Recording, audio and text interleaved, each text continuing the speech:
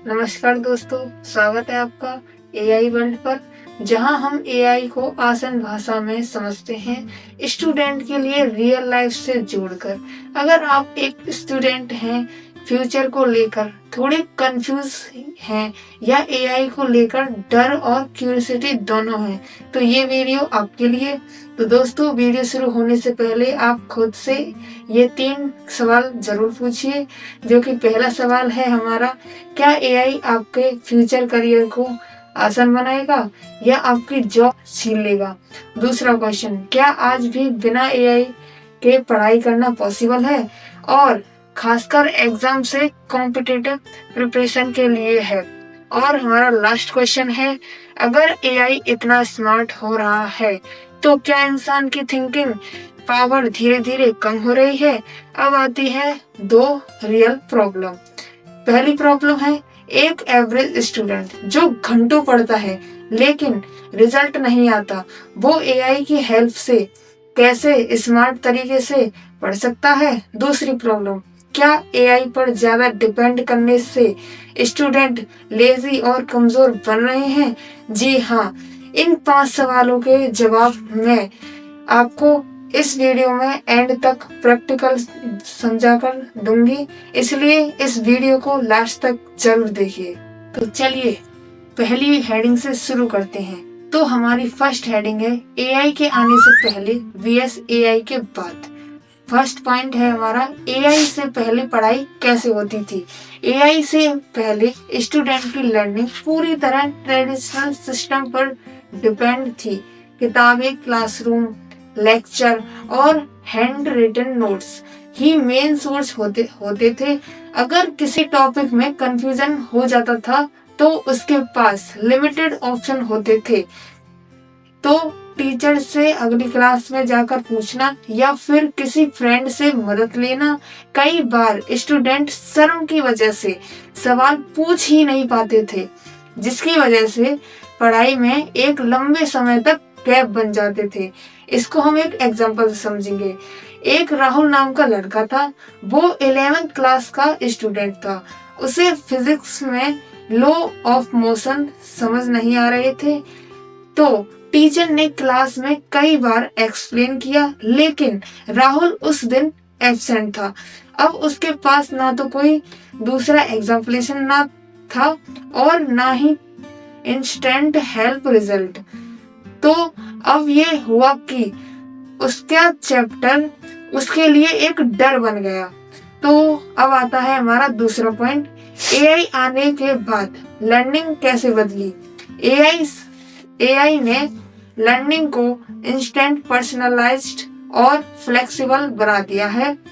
Student किसी भी topic को मल्टीपल तरीके से समझ सकता है, जैसे कि टेक्स्ट, एग्जाम्पल, स्टोरी या स्टेप बाय स्टेप मेथड से एआई टूल्स स्टूडेंट लर्नर को भी कॉन्फिडेंस मिलता है।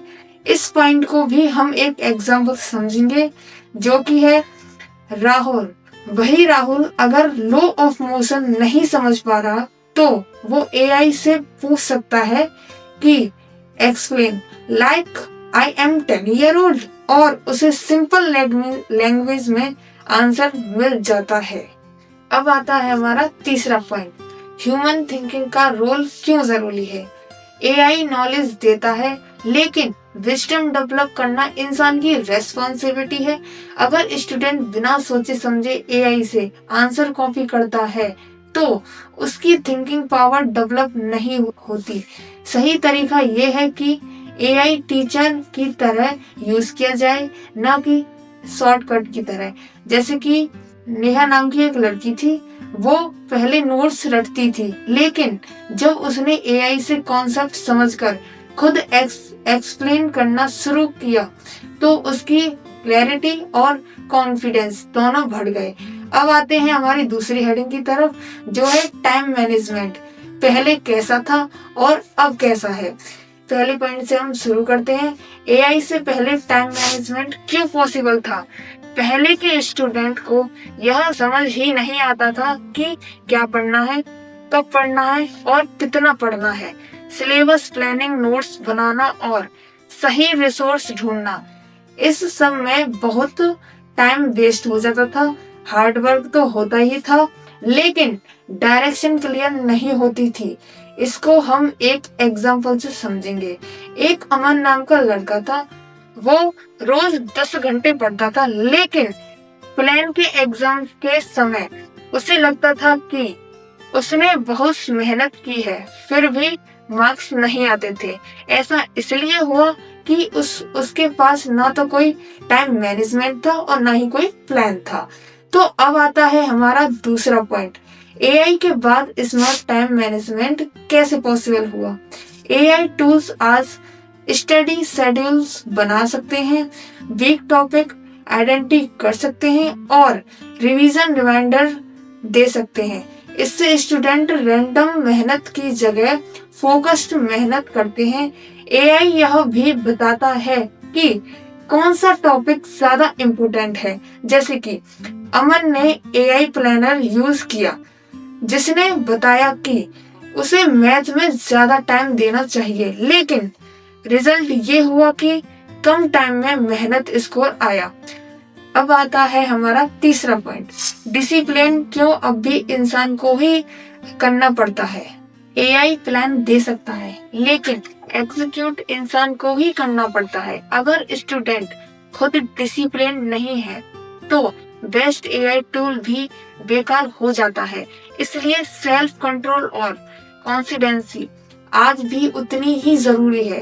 तो अब बढ़ते हैं हम आगे की तरफ, जो कि है हमारा तीसरा heading, skills and career AI trend या अपॉर्चुनिटी।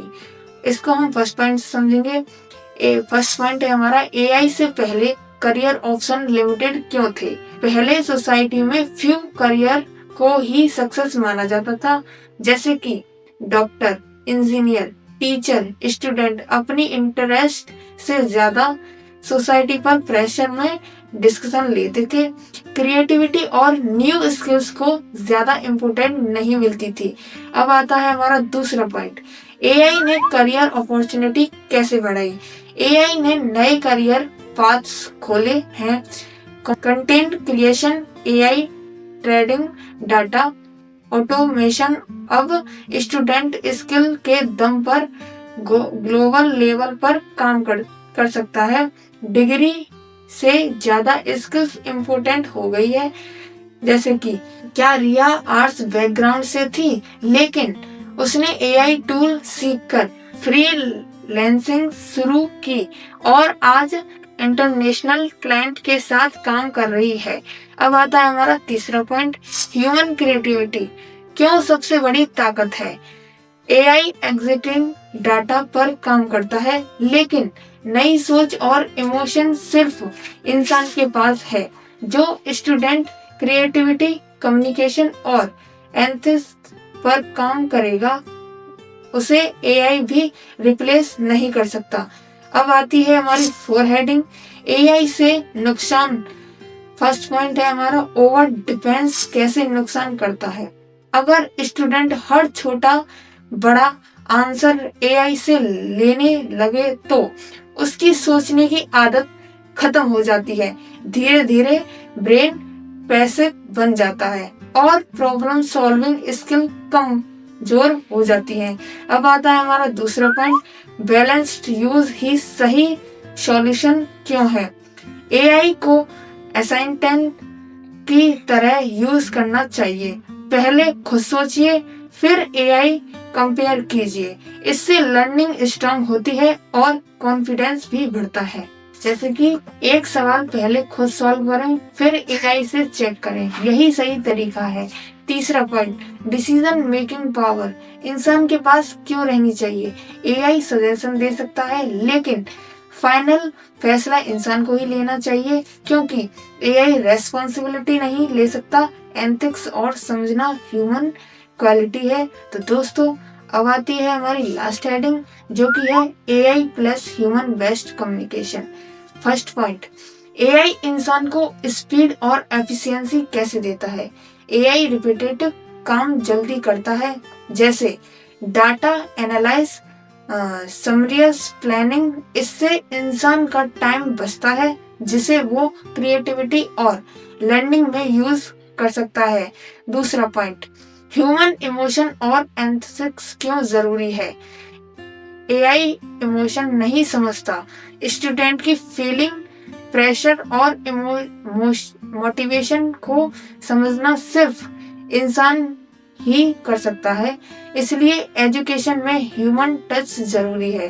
अब आता है हमारा तीसरा point, future AI VS human नहीं बल्कि एआई प्लस ह्यूमन क्यों है। जो स्टूडेंट एआई को टूल्स की तरह यूज करेगा और अपनी ह्यूमन क्वालिटी इंप्रूव करेगा, वही फ्यूचर में सक्सेसफुल होगा।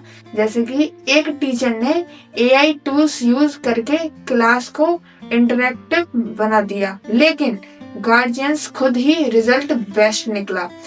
अगर इस वीडियो पर 2000 लाइक्स पूरे हो जाते हैं तो अगली वीडियो में ध्रुव राठी द्वारा बनाए गए एआई मॉडल ऐप पर पूरा वीडियो बनाऊंगी। उसके फायदे और नुकसान दोनों हॉनेस्ट तरीके से बताऊंगी। तो अभी लाइक कर दीजिए। अगर आपको ये वीडियो वैल्यू दे पाई तो एआई वर्ल्ड को सब्सक्राइब करें, क्योंकि यहाँ हम एआई को अपना फ्यूचर का दोस्त बनाते हैं, दुश्मन नहीं। मिलते हैं अगली वीडियो में, तब तक सीखते रहिए, ग्रो करते रहिए।